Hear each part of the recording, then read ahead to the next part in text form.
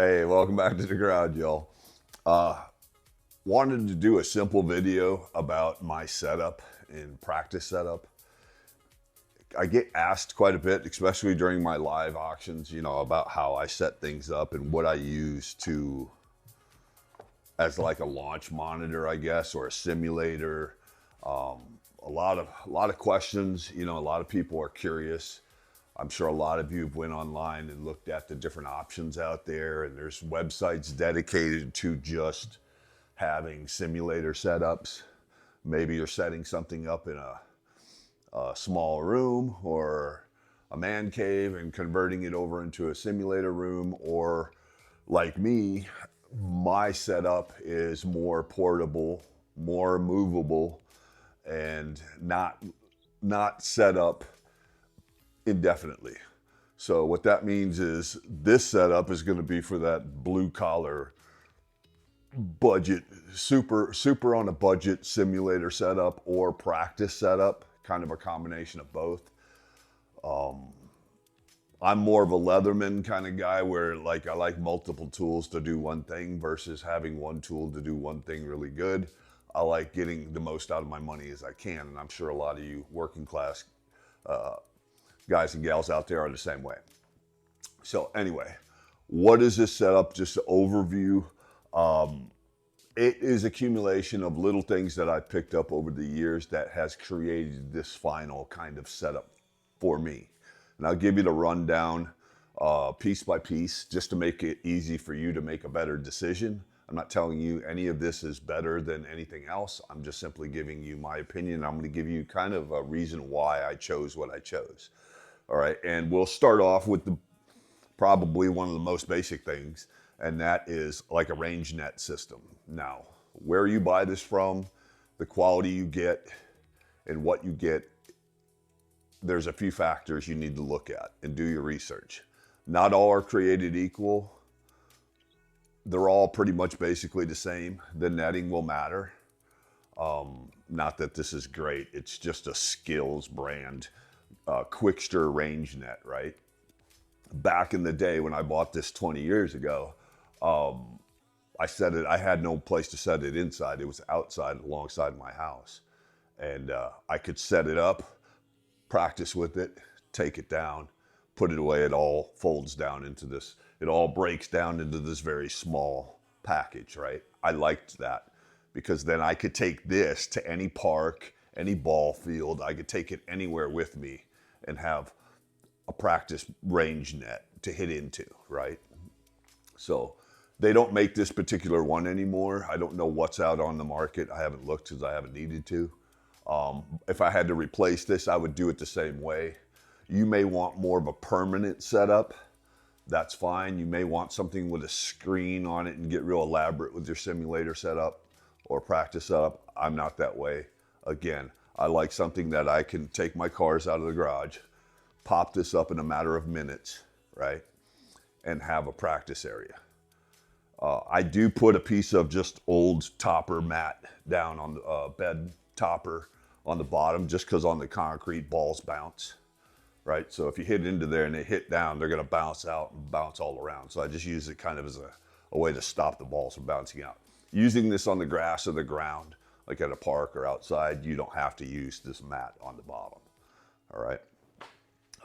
The second piece to this puzzle is whatever mat you want to hit off of. Yes, you do need a mat. I wouldn't go to a park or a ball field or your backyard and hit off your grass because you're going to ruin it.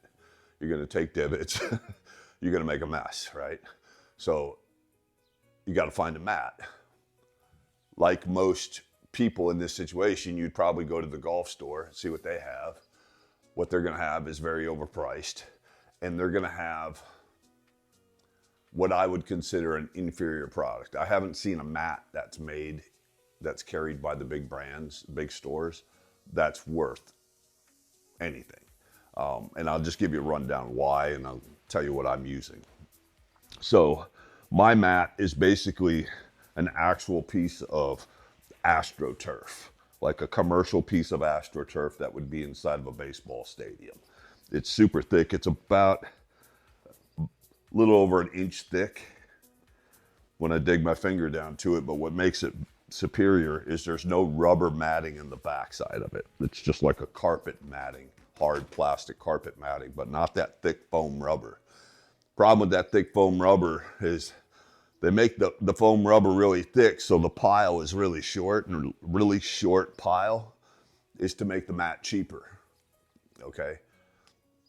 And the problem with that type of mat is when you go to hit down on the ball and you take a divot with, let's say, an iron or whatever, your ball is going to suspend in the air about a half an inch before you connect with it with your club. Then when you go out and hit off the real ground, all of a sudden everything's changing on you and you don't quite know what's wrong, right? You'll hit it great off the rubber mat at the golf course or at the range. So even if I go to a driving range, like my local driving practice facility, and they have the mats out there and they don't have grass tees, they have mats in their bays, I'll take this with me and I'll put this over the top of their mat, or I'll move their mat out of the way and I'll put this down right on the concrete. Because I don't want to hit, one, I don't want to put green melted UV broke down plastic all in the bottom of my clubs, but number two, I want something that's going to recreate actually hitting off of a fairway or hitting off of turf and giving me the realistic ball flight and feeling versus something that's artificial like a rubber mat. Simulator rooms and simulator places don't have this. Okay, they're going to have that very, what I call low pile. Pile means the length of the fibers on the top of the matting.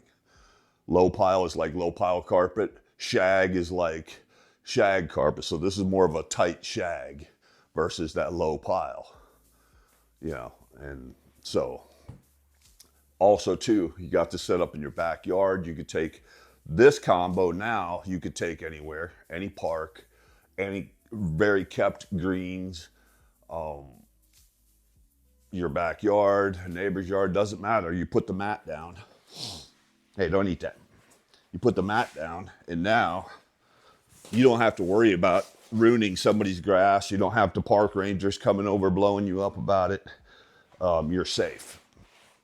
The second thing this is great to use for is you see the little chipping targets you could buy. I simply just take like a rag or a couple of rags or a couple of towels like this.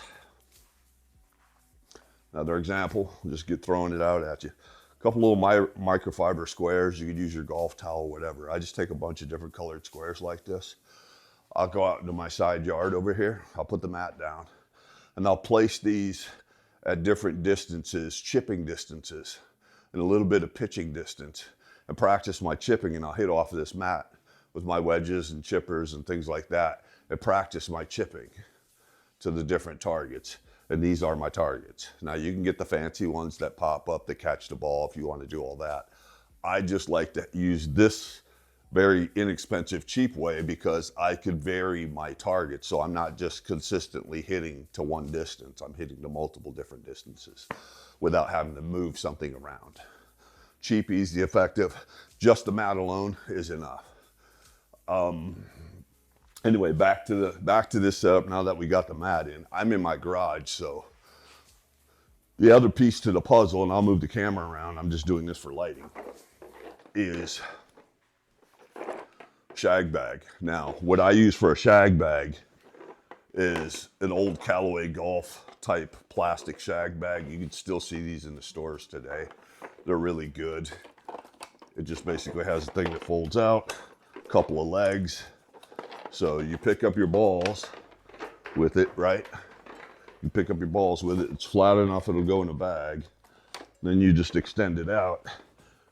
And then what I do is I will put it like off to the corner like that. And then when you hit the top of it, you just take this button right here, you hit it, it kicks the ball out for you. And then you can hit, right? Bang. Take another ball out, bang. So you don't have to sit there and dump a bunch of balls on the ground like the traditional shag bag. So I kind of like this. It's just a little simpler. Once I run through a couple dozen balls out of that into my net, I'll go and I'll pick them all back up, reset, and redo. This setup right here, as far as indoor setup, is absolutely very affordable, very doable. You don't have to buy it all in one shot. You can buy it little by little, piece by piece. The matting, that AstroTurf, all of this I bought years ago, a couple decades ago, about 20 years ago. The matting I would look like on eBay or something for AstroTurf golf mat or something in that long of the lines. Look at the backing and look at the pile thickness. Commercial grade AstroTurf matting is basically what it is.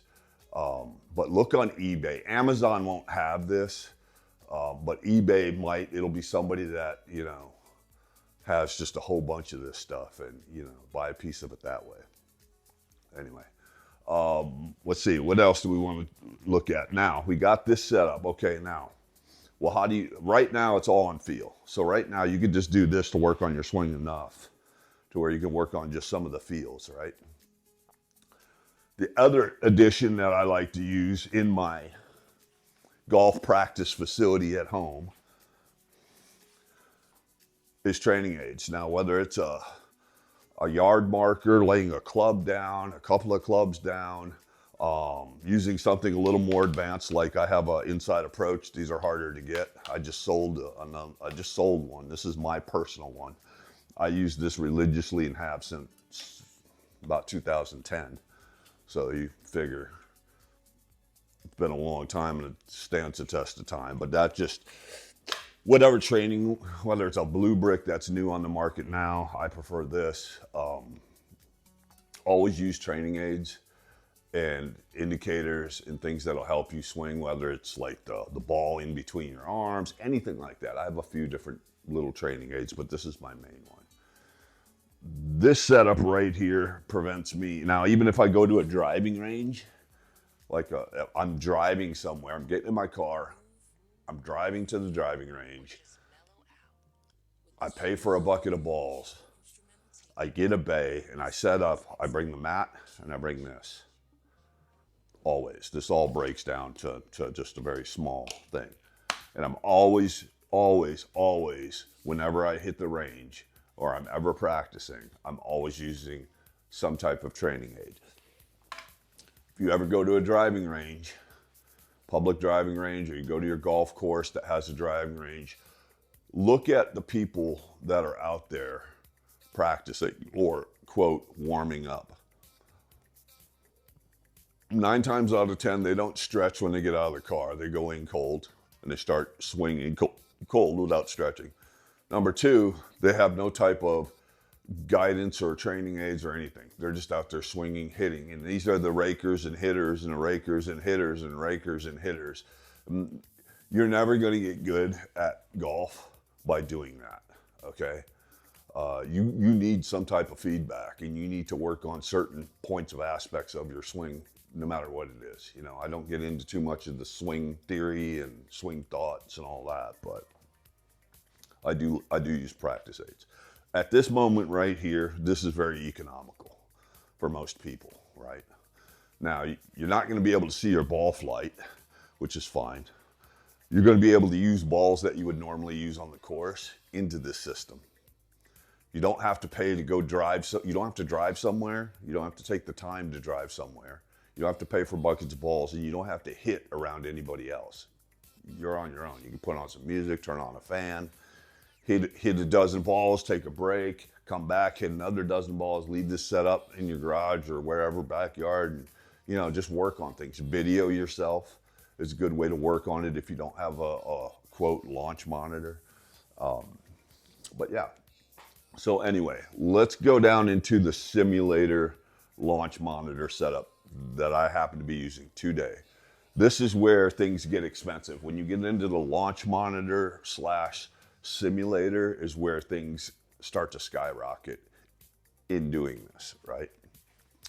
So, the launch monitor, what I use, and I have, is the SkyCaddie SC4 Pro. I looked at all the bells and whistles on every one in this category that's in about that $500 range. This is the one I chose to go with versus the other ones for a few different small reasons.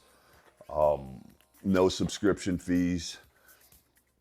You don't need any special balls to use with this. You can use any ball that you would normally use. You don't need special stickers on your clubs. It's portable. You can take it with you. Take it to the range with you if you want to. The SC4 Pro actually does the side spin metrics, smash factor metrics, stuff like that. So, you know, that was kind of important to get some of that feedback. But the driving range portion of this that goes from this to Bluetoothing to a tablet, or you could Bluetooth it to a big screen TV or whatever, is pretty sweet. That's how I get away with not having a screen. You can put a screen and get an expensive golf screen to go over this setup right here, and then have a projector that this will connect to that you can project it down to if you want to do that. I don't. All I use is the SC4 Pro. They make a really fancy, if I don't kill myself, they make a really fancy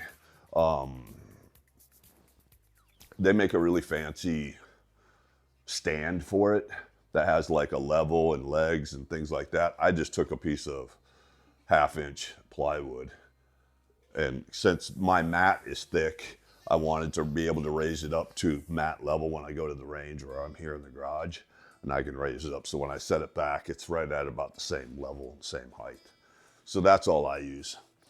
And I set that up right on top of that. Bing, bang, boom. It comes with a remote. You know, if you want to do that, you can switch clubs without having to go on a tablet. You can switch clubs just with the remote or with the unit itself. You set up your bag. When you do it, I'll turn it on here in a second so you guys can kind of look at what it looks like. We'll see what else. So setting up, what I did is I took a stand. Just you could buy a tripod like at any Goodwill or whatever. And I'll set this back here. I'm not gonna line it up too great, but you guys will get the idea. I'll set it up. I'll turn it on.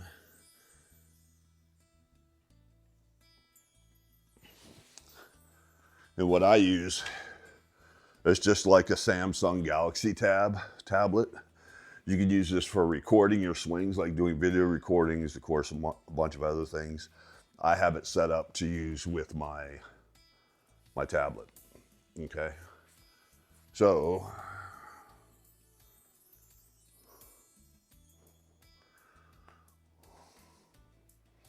I'll turn it on with you guys here. And I'll let you guys see. I'll get you guys pointed in the direction of this first so you can kind of see what it looks like when it's all fired up here. Right now it's set at the pitching wedge. So when you get this and you first set up the app and all that's free, but it'll give you all these metrics without having the tablet. You can connect it to a phone, a tablet. You don't necessarily need, to buy an extra tablet if you don't want to. I just so happen to use a tablet, but that's fine. Make sure I'm straight.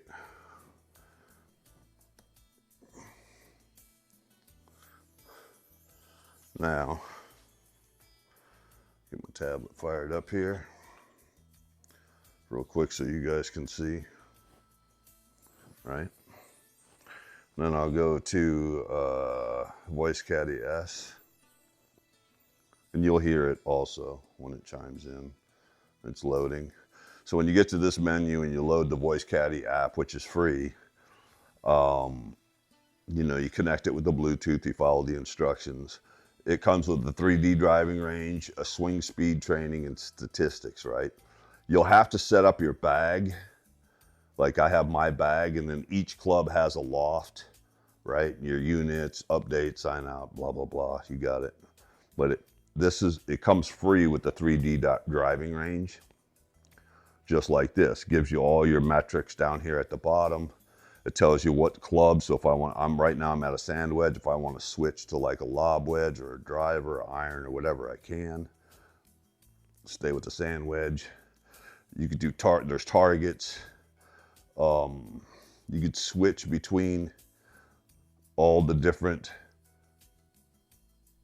you got dashboard mode, just like you see in the stores, smash factor, spin view. It'll give you top down, whether you're coming inside or outside, side club, again, side view of your launch, top view of your launch, like checking your dispersion, right? Does all that. Gives you a shot list, everything else. But you got, oops, sorry. But you guys can kind of see what I'm talking about. All your statistics, you can switch between different views, but you can just stay with drive range. Now, if I hit a ball where that setting, it'll launch the ball up, show the shot tracer, show the distance, all of that as I hit it into the net. So what I do with this is I'll have this set up. I'll have this set up. Is this the right one for me? I think it is. Yeah. So what I'll do, just set this up just quickly so you guys can kind of get an idea. Pick up my beater driver.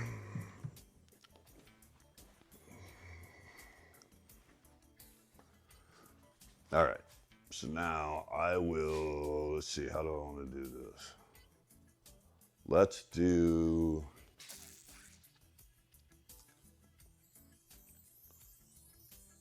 well, I'll just tap a ball in there. I'll just grab a club. See if I got a wedge in here, something in a sand wedge. It won't be super accurate, but I'll find a sand wedge somewhere. I think I got one over here. Yeah, we got a 56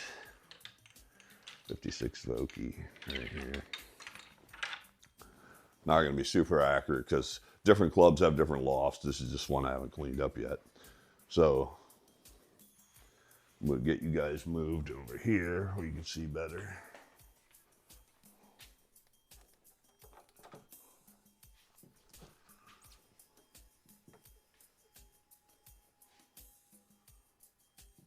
I'll just hit a couple, I'll just hit a shot or two. This isn't set up perfectly, but it's just enough to give you the example of what it does. But you can see the screen right here, right? So if you wanted to just practice some chipping, pitching, and putting in your garage, it'll call it out. Let me turn the volume up so you can hear it. Oops, wrong button. No, hang on, guys. Let's try another shot and see if we'll hear it.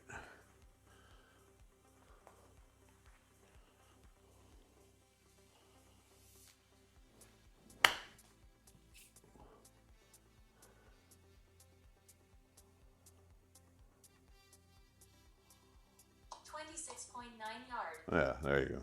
Now you can kind of hear it. And I'll just take, so I just punch that, work on my stance, work on my grip, work on my posture, just take chip shots, you know, work on different ball positions. 20.1 yards. Just taking light little chip shots for right now.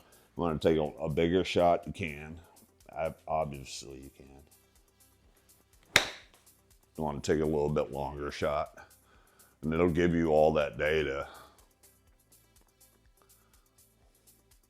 47.2 yards. So you kind of get that idea right now. I'll show you some of the factors it does, and then I'll show you, we'll end it out. Of course, this one, she's like, what's up?